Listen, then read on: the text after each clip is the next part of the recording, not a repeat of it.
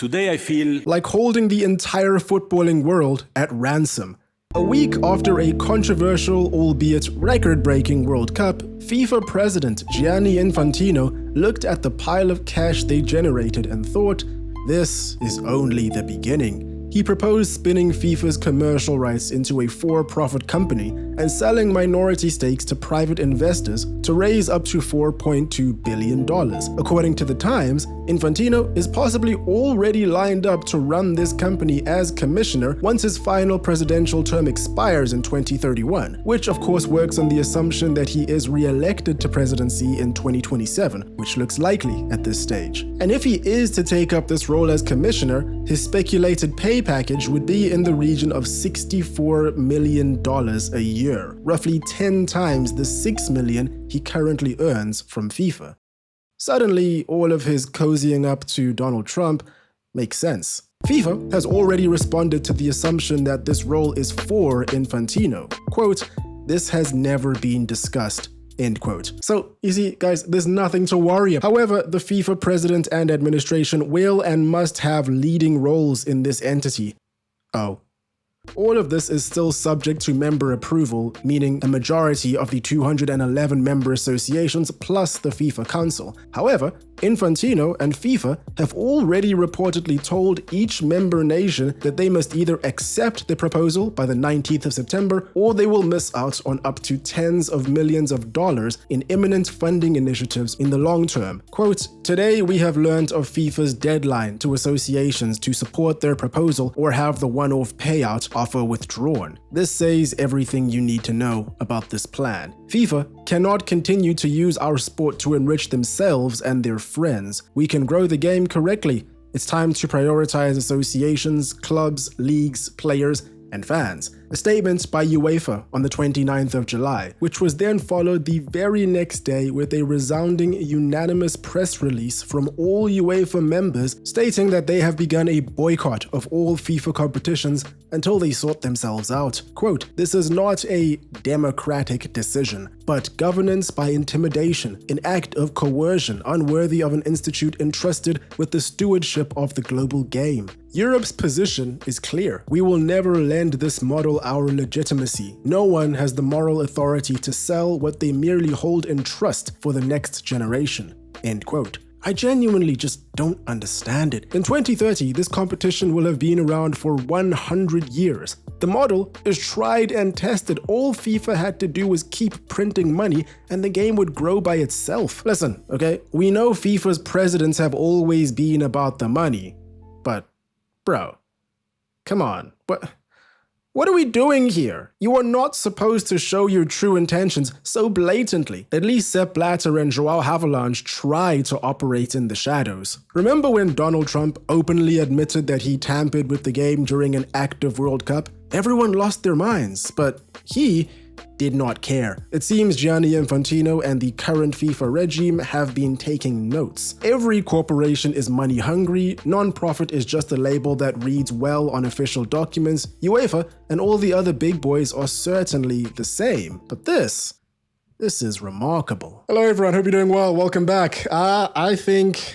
many people expected this to happen. After several years of public courtship with Donald Trump and God knows how many shadow executives in the US, FIFA have likely been whispered sweet nothings by the most powerful people on the planet. By the way, I only mentioned Trump because the private investment group leading this initiative goes by the name of Thrive Eternal and are headed up by a man by the name of Joshua Kushner, a surname you might recognize as he is the younger brother to Jared Kushner, who is married to Ivanka Trump, Donald Trump's daughter. Now, the Trump-FIFA relationship, as well as the Trump-CONCACAF relationship, CONCACAF being the governing body of North American football, is quite a deep one. It was back in 2011 when former CONCACAF and FIFA executive Chuck Blazer was stopped outside Trump Tower in New York for tax evasion and embezzlement of CONCACAF funds and forced to turn whistleblower or go to prison. His informing is ultimately what kickstarted the end of Sepp Blatter as FIFA head honcho. The feds likely knew Blazer would turn up outside the building at some point because he lived there and had been living there for at least 2 decades. It was widely reported that he had 2 apartments that cost roughly $24,000 a month in total. One apartment was for himself at $18K and the second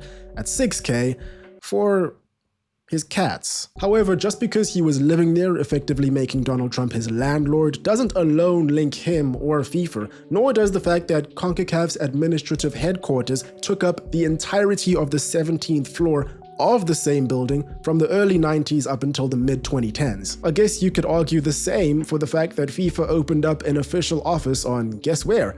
The 17th floor of Trump Tower in New York in the summer of 2025, only to leave it empty for over a year while paying what some estimate to be roughly $600,000. I don't actually see an issue with all of this.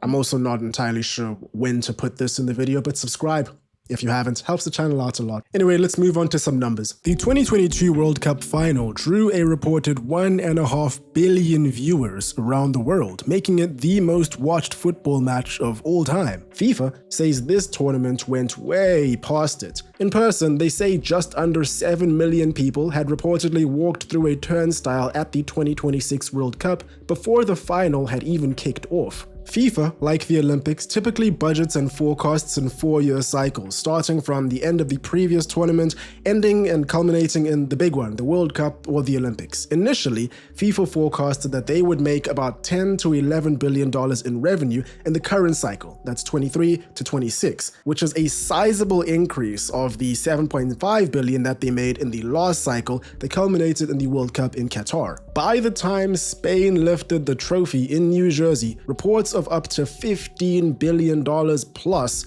was splashed across the media. The most lucrative event in the sport's history by a wide margin. How did they do it? More teams, more games, more tickets, dynamic pricing, hydration breaks, crypto partners, resale fees. Quote, "It was a resounding success and so much sweeter because of all the poors that weren't allowed in the country to watch it." Is a quote that I just made up, but I'm sure, you know, is just a paraphrased retelling of a quote that was more than likely said somewhere in a cigar lounge last week. Anyway, I only bring all of this up to highlight that they're doing okay. You know, they're doing pretty damn good. And you know what? I'm a big critic of everything that happened around this cup, but I really enjoyed watching it. Some good football was on display, but according to FIFA, it just was not enough. 1 week after the 2026 final, Infantino took to Instagram and produced 15 slides in which he told the people criticizing this tournament that they were consumed by hate, spreading false rumors, and that they should reflect, meditate, pray, or watch a football match. He claimed all those complaining over red card reversals were hypocrites. He claimed that only a few people were denied visas and were outweighed by the millions approved. He claimed football is not about politics and used Iran as his example, the team that had to enter and leave the US on the same day as their games due to clearly non-footballing reasons. He signed off with much love to all. So here's the thing, almost everything he says here is false, blatantly sidesteps the criticism, or,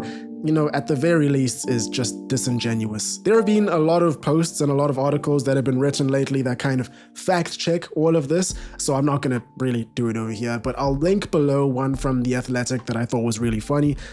It's a good read. Anyway, 2 days after that Instagram post, the plan to sell the game goes live. The man that heads an organization that as recently as 11 years ago was busted wide open for decades of malpractice by the United States, no less, who answers genuine queries on governance, red card discrepancies, and questionable relationships with 15 slides about love and meditation, is now trying to privatize the game and ignore all criticism, much like how he disables his Instagram comments. I mean, say what you want about Trump, it's not like he pays attention to his comment section, but at least it exists. So in a nutshell, here is the proposed structure. FIFA creates a wholly owned subsidiary called FIFA Forward Enterprise. Into it goes everything commercial: broadcast rights, sponsorship, ticketing, licensing, and the operational delivery of the tournaments themselves. FFE is valued at $20 billion. FIFA then sells between 20 and 30% of it to outside investors, raising up to a proposed $4.2 billion in cash. The investor group is led by Thrive Eternal, Eternal, a permanent capital vehicle launched in April by Joshua Kushner's New York-based firm Thrive Capital. The Thrive Eternal website is simply a wall of text filled with corporate jargon and a statement of intent describing what their investment interests are.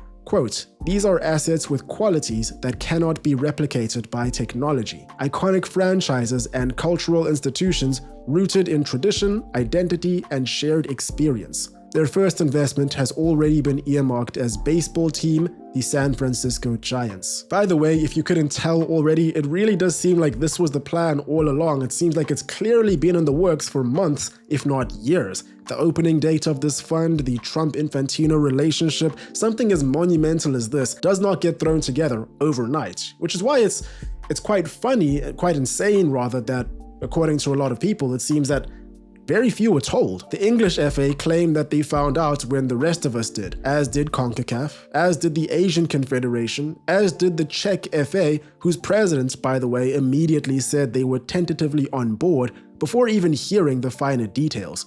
Interesting. It's very odd because some reports say that Gianni Infantino met with certain members where this was all revealed the day before the World Cup final, which was almost 2 weeks ago. If true, I wonder who was present. But let's keep things balanced. You know, what are the pros? Let's be completely real, okay? FIFA is a non-profit owned wholly by its members, all 211 members. Most of these associations, by the way, are not rich. Under the current proposal, overall, each one could receive up to $86 million over 12 years, or just under $30 million per cycle. That is against the roughly $8 million in the cycle that just ended. Used smartly, fairly, transparently, and intentionally, this money could go a very, very long way to building a truly sensational football ecosystem. What's that? Transparently? FIFA? Okay. Oh, I get it.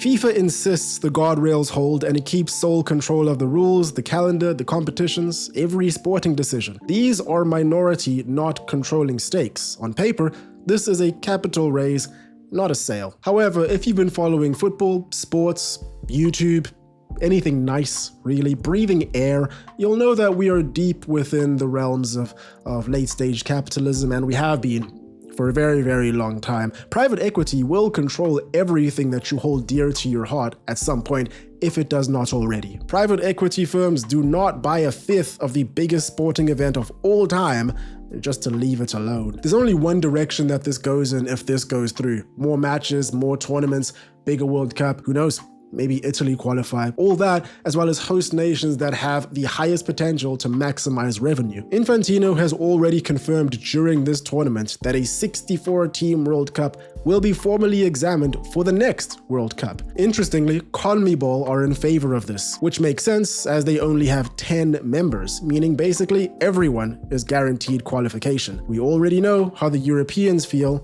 Emergency meetings have been called all over the place, including governments, FAs, anyone important you can think of, because of this bombshell and its accompanying deadline. But the thing about Infantino is that his power base has always been the smaller federations, and the carrot has always been promising them life-changing money, even if it's the kind of money that many of the larger federations will scoff at. When Infantino was re-elected unopposed in 2023, he told the room that any CEO delivering results like this would be kept forever.